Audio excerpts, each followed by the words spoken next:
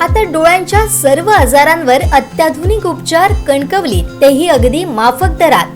Nap I hospital Miraj संचलित विवेकानंद नेत्रालय आणि retina centre मध्ये आजपर्यंत 15,000च्या वर डोळ्यांची ऑपरेशन्स, विना टाका विना इंजेक्शन मोतीबिंदू शस्त्रक्रिया, डोळे तपासणी, चष्मा, तिरळेपणा आणि डोळ्यांच्या सर्व आजारांवर उपचार, डायबेटिक आणि उच्च रक्तदाब असलेल्या रुग्णांवरही डोळ्यांचे उपचार. आजच संपर्क करा विवेकानंद नेत्रालय आणि रेटिना सेंटर, प्रहार कार्यालयाच्या शेजारी, सनराइज टॉवर, श्रीधर नाईक चौक, मुंबई गोवा हायवेवर, कणकवली. नौसेना दिनानिमित्त देशाचे पंतप्रधान नरेंद्र मोदी हे मालवणात येत आहेत.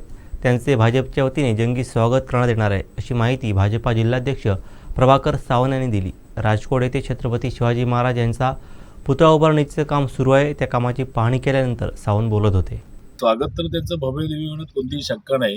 केवळ सिंधुदुर्गच नव्हे तर रत्नागिरी किंवा संपूर्ण कोकण प्रदेश असेल, बाजूचा गोवा प्रदेश असेल, इथून सर्व भारतीय जनता पार्टीतर्फे या एका ऐतिहासिक क्षणाचे एक साक्षीदार होण्यासाठी लोक येतील आणि त्यामुळे त्यांचं स्वागत अत्यंत चांगल्या पद्धतीने होईल. पूर्ण या सगळ्या कार्यक्रमांमध्ये जे जे कार्यक्रम होणार आहेत ते सगळ्याला सहकार्य करण्यासाठी भारतीय जनता पार्टीचे सगळे पदाधिकारी, आमचे सगळे नेते हे या ठिकाणी तयारीत आहेत.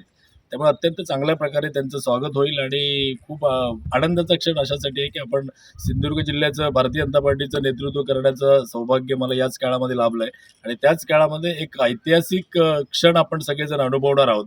त्यामुळे चांगली तयारी करून आपण भारतीय जनता पार्टीच्या वतीने त्यांचं चांगलं स्वागत करू आणि केवळ भारतीय जनता पार्टीच नाही तर संपूर्ण सिंधुदुर्गवासीय या मोदीजींच्या स्वागतामध्ये पूर्ण ताकदीने आणि पूर्ण उत्साहाने उतरतील. नवीन एक ऊर्जा या सिंधुदुर्ग किल्ल्याच्या ऐतिहासिक पार्श्वभूमीला येईल, यात कोणत्याही प्रकारचा संदेह नाही. अशा पद्धतीने आपण त्यांचं स्वागत करू. आमचे दिवसभरातले सर्व अपडेट्स, ताज्या घडामोडी आणि थेट लाईव्ह पाहण्यासाठी सबस्क्राईब करा, लाईक करा कोकणचं नंबर 1 महा चॅनल कोकण 7 लाईव्हचं YouTube चॅनल.